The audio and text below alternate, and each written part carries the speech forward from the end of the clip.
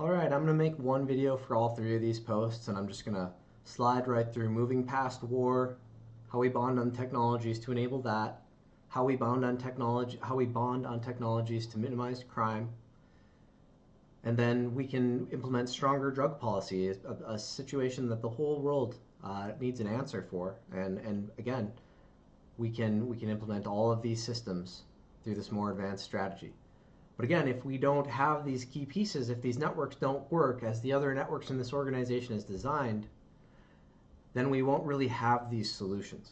And so they're networked together solutions. You have a central layer that many companies manage together, whether that's a government managing a central layer, many governments or militaries managing a central layer together to move past war or to minimize crime, because we can all network in different ways to enable this for every one of our nations. And then also stronger drug policy. There are specific technologies that we can implement for all of those things. So let's rush through this. Tech salvation, moving past war. Okay, so you'll see I pointed out on the About Me page the Gulf of Tonkin incident, how this relates. So I suggest we tie radar grids together. And the other part of that is the weapon systems. So if we have the ability to investigate weapons authorization and use in the way that's logged on systems on ships, which again, these are very complex goals, but many of the targeting systems are all digitally driven now, at least for the most dangerous weapons. And so I suggest that we have the right information sharing strategy for investigations. And we work together between nations on those architectural strategies such that we all agree there's no way the data could be manipulated in this. And so I know that's a bold move, but you just have to imagine each of these ships maintains this capability, and they all have a network. They can all disconnect from this network on the ship and pull their ship off of this network, leaving still some of the standard targeting systems or the currently in place targeting systems fully usable as they are now. But at least we're trying to work together on some levels to avoid war. So again, we can tie radar grids together. Again, you can disconnect ships from this more advanced set of radar strategies where you can pull up and you can see where all of these different military assets are relevant to one another. You can have a visibility mode like that, and then you can also run your war games and disconnect them from that system. You can run your war games to practice in case something breaks down or everything falls apart and we need to go back to conventional warfare. But we can also have nations working together to observe this and really working together in a deep way as they practice these things through their different networks of compartmentalization. And there are a lot of ways militaries can collaborate and really bond over how much safer this keeps all of them, how much less lost sleep they have because they're working together in these ways. And then minimizing crime. All nations have an interest in this. It's really interesting, and I talked about this in my AI recording video or AI assistance video in the major market verticals under AI assistance and security shields, AI security assistance shields, because you can record conversations. I imagine a world where there's an infrastructure where everybody has a product that they can log 24 hours of conversation on. Now, you can pay. We can get to the point now, maybe early on where it has to be a monetizable network. Maybe at some point in the future there can be a base level of that network available to every citizen as a given right. But there are also lots of monetizable strategies on top of this for counseling purposes, for streaming these recordings to counselors, such that you can have people engage in a sort of instant replay dynamic for their conversations in the home. And certainly communication is important. You want to protect the opportunity for everybody to have healthy communication at home. And there are a lot of crimes that happen that if you had recordings of the audio is going to be more useful than video in almost every situation. Most of the situations anyway. If you can get the audio, it's going to be more telling than the video. Because then you can see how people are communicating. You can see how things escalate much more clearly in the audio. Just the video really just kind of, it leaves you, a picture is worth 1,000 words, but it might be 1,000 of the wrong words. 1,000 words that are very different than what were said if you had the audio. And so again, you could have two totally different pictures painted as a result of that because you don't have the audio. And so they're for sure as important in some cases, more important in others. And I think predominantly the audio is more valuable than the video because it can be used for counseling purposes.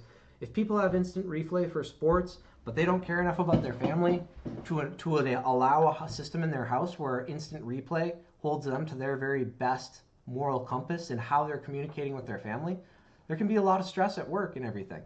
Families can work to understand that with one another, but it's still true that healthy communication strategies are something we should protect for everyone as a given right. They affect how people develop, certainly. And if we wanted to be correlating a lot of things with psychology and understanding this all very deeply, we would do this. And so, talked about everything there. Lots of ways we can work on those systems. I didn't talk about everything. This recording system can also be, as it's pulling stuff into its cloud log of conversations, it can be running analysis to see if there's any, like if somebody is being attacked. And there are ways, for battery to conserve battery, you have to think about different ways that you can implement this network. But through the wearables that everybody can have, and through the connected devices that most houses have now with Amazon or Alexa and Cortana and the various AI assistants, you can make sure somebody, and I imagine protocols with your wearables, whether it's your watch or earrings or a set of speakers in a purse maybe. There are different ways that you can create activation protocols such that, because it can't, for battery purposes, quite often they can't be listening in all the time. A purse probably could have a big enough battery that it would last a long time, and then people would have stands for their purse to charge. And so those are an option.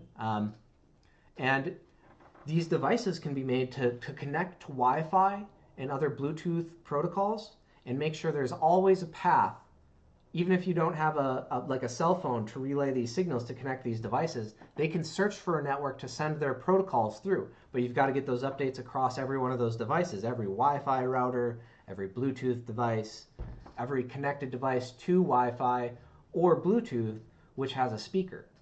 And so if you can build this network, then you have something that even if somebody doesn't have their device on them, it will still find a network where it can still do this logging, and it still has their voice recording profile or their audio profile, such that it can filter out and recognize that voice, know when that person has entered a room. It's like, oh, I'm detecting, because if you're in an apartment, you might have multiple Wi-Fi networks able to pick up your identity tag and your voice profile. But only one of those networks is going to actually hear your voice inside of the apartment or inside of the house. And so, again, you can build extremely advanced networks with these tools, and this will eliminate any chance for anyone to be abducted, attacked, mugged, raped, so many different things. This will minimize the likelihood and virtually eliminate a lot of the most confusing situations, or not maybe the most confusing, but a lot of the most heinous situations. Some of the confusing situations as well. And so this is definitely a system that all nations would benefit from having, and we can absolutely implement this. We can't implement it if we just implement it in pieces. Like, oh, if you move to this state, then if you're traveling, it doesn't work because you have to be set up in a region, And you can have this built such that it's monitoring.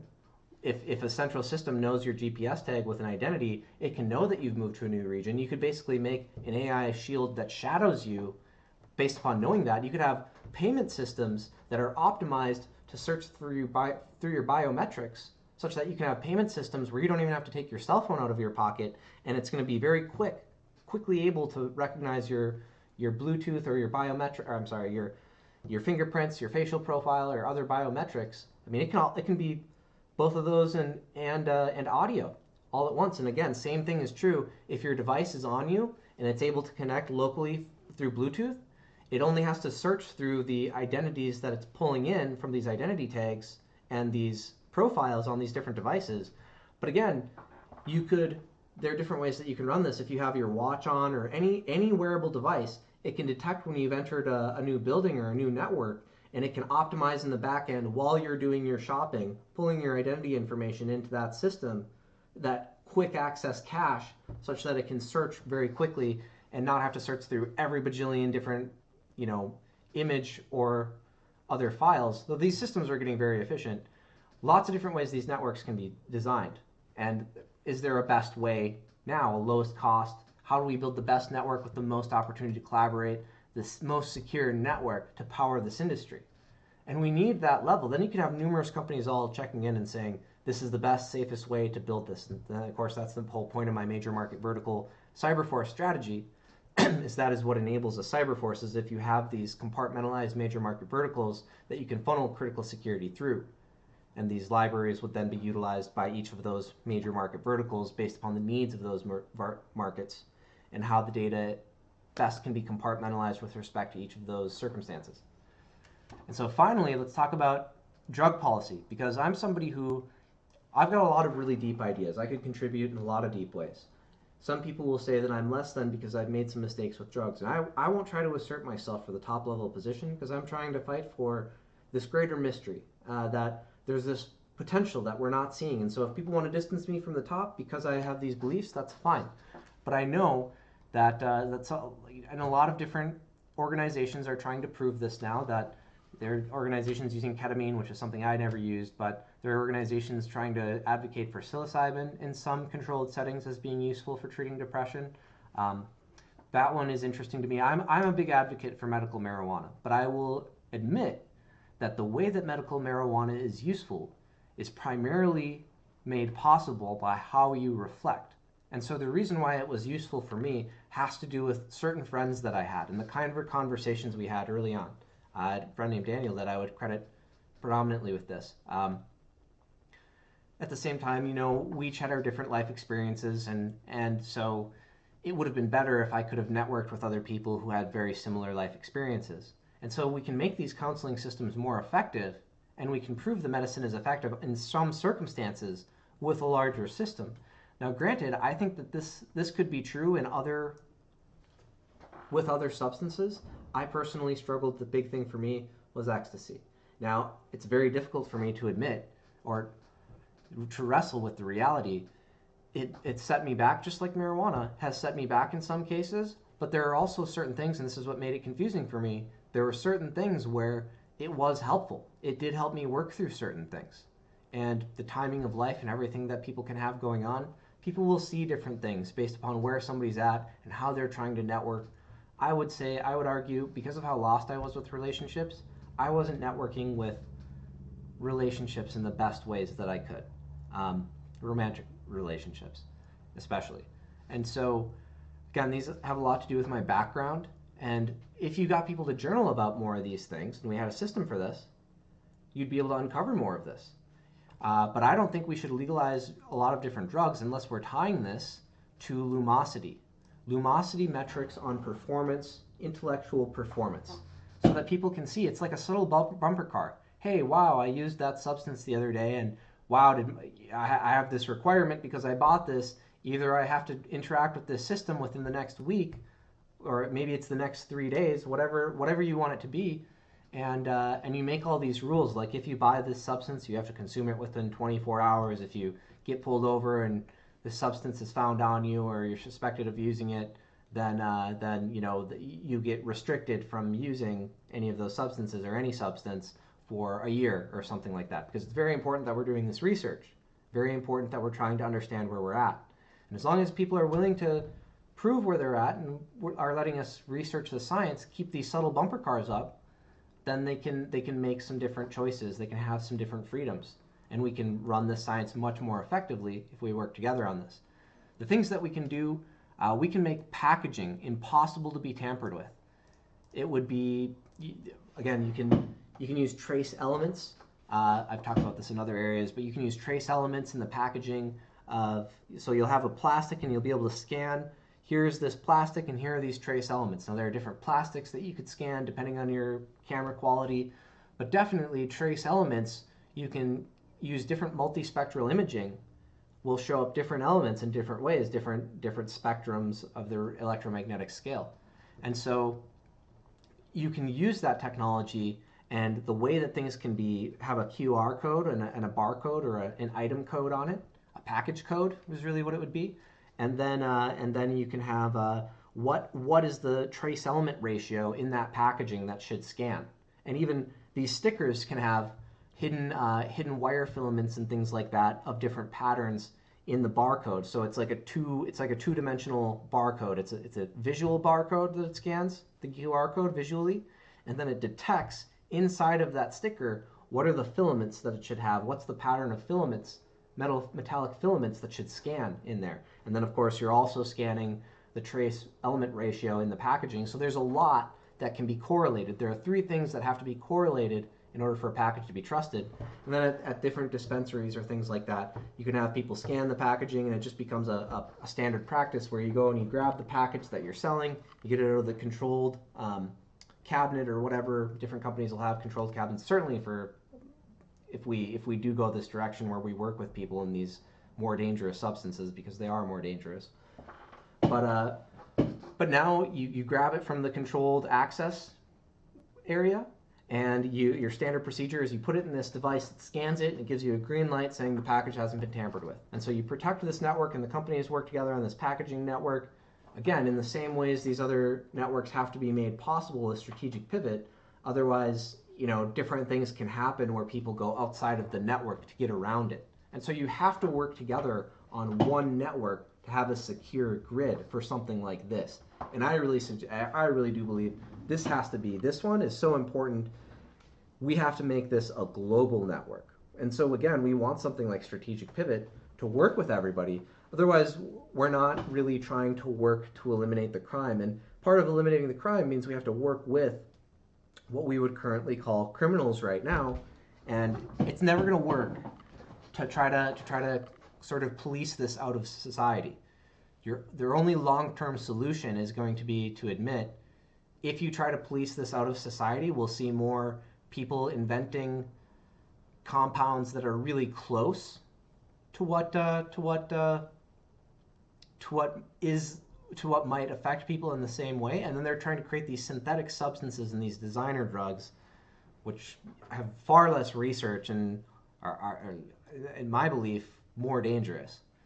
But again, how do we get the research to really understand this? And so you can have this long-term research situation, work with people, you'll eliminate more of the designer drug and synthesis that happens in society, and you'll be working with people in the right ways. You'll have these subtle bumper cars where they'll say, hey, yeah, my score is really dipped in that. That's going to affect some of my goals, and so if you help people keep their goals and how their goals might be impacted in check, then you have a better system for working with people.